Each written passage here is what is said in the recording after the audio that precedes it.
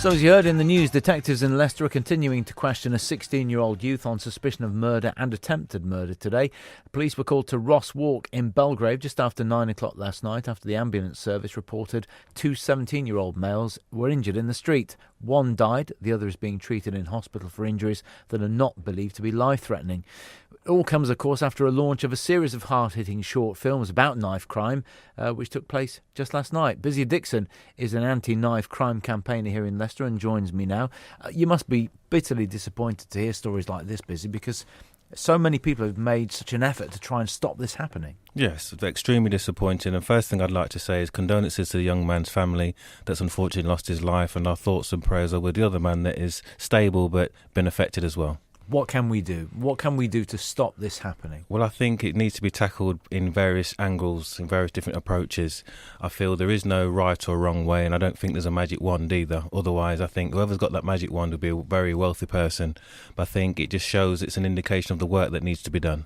What have you been doing so far? I mean, you've got some leaflets here in front of you. The project, the anti-knife crime project, has been going for quite some time now, hasn't it? Yes, we started this 3 years ago, and if I'm being honest, there wasn't much interest when we started it because a lot of people didn't think it was an issue, but we saw in the city how things were changing.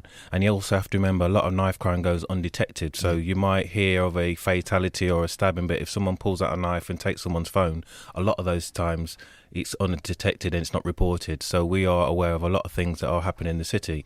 So in the past 3 years we've done 2 documentaries, we've done music videos, we've done various anti-knife crime projects and workshops, intervention work with young people. We have spoken to hundreds of young people, we've spoken to dozens of parents that are very concerned. Some of these parents are frightened for their children's safety. Some of these young people we've spoken to are actually very scared. So we started asking questions, why are these young people scared? Where are the police that's supposed to be protecting these minors? Where are the parents? Why do these young people taking their own decisions and trying to address things? Why is there an unwritten rule that the young people don't talk to police? When police are trying to investigate crimes, they are faced sometimes with a wall of silence. So we're looking at all these things. And I guess it's a bit of a snowball effect, isn't it? Because anybody who is fearful may want to protect themselves and then will carry a knife, and that just adds to the problem. Most definitely, but it's all about education, re-educating young people and letting them know that there are alternatives. That is your option, it's not the only option, and we would strongly try and talk you out of that option. Can the police do more? We've had knife amnesties and things like that. Is there any more the police can do? You've just mentioned young people being scared. If you have to put your mind in a 16, 17, 18-year-old young person that's scared as someone's after them with a knife, are they likely to go and put their knife down?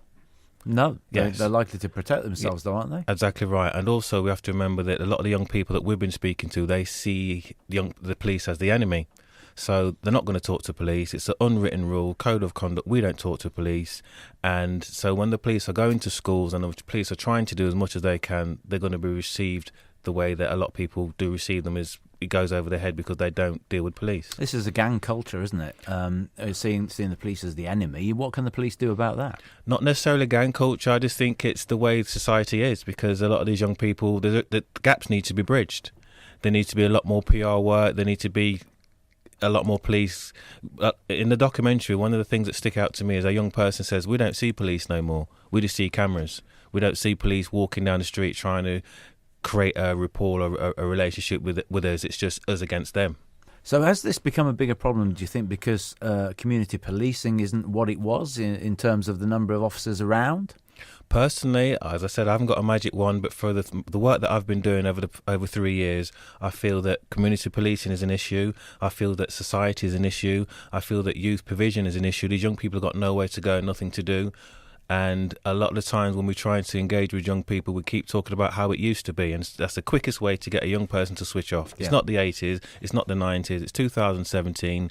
And I was explaining earlier that if we had an issue at school, by the time we go home, it's died down. But for these young people, by the time they go home, it's fueled because of social media. And when they go back to school the next day, it's blown up. And we have to also remember that a lot of intervention and prevention projects are for school people, teenage and so forth. What's happening to the late teens and the early 20s? What we're doing with them? We're just going to leave them to stab themselves.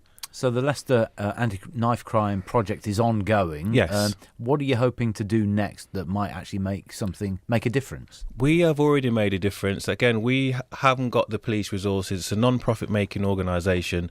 We have had some young people that have changed their mindset, and that's what it's all about. So it's an ongoing work. We are doing phase 2. Not going to speak too much at the moment because, as I said, 3 years ago there wasn't much interest in knife crime projects. Yep. But now that we've been inundated with partnership and people launching their own projects, which is fine, because I personally believe we need to work together on this problem. I believe if we're shouting in different areas of the city as individuals is one thing, but if we come together in the middle of the city shouting together, it will be another. Education is the key, though, isn't Most it? definitely. Yeah, Bizzi, before you go, I've got to ask you, because it's our birthday next Wednesday, we have a show at the De Montfort Hall, and you are a major part of that show. Are you looking forward to it? I'm extremely excited about the whole thing. And not many people in Leicester didn't grow up listening to BBC Radio Leicester, and I'm excited to be a part of the celebration. Yeah, we look forward to seeing you there as well. Thank you for joining us tonight. Thanks for having me. Bizzi Dixon in the studio with us. It's just after 5:15 now.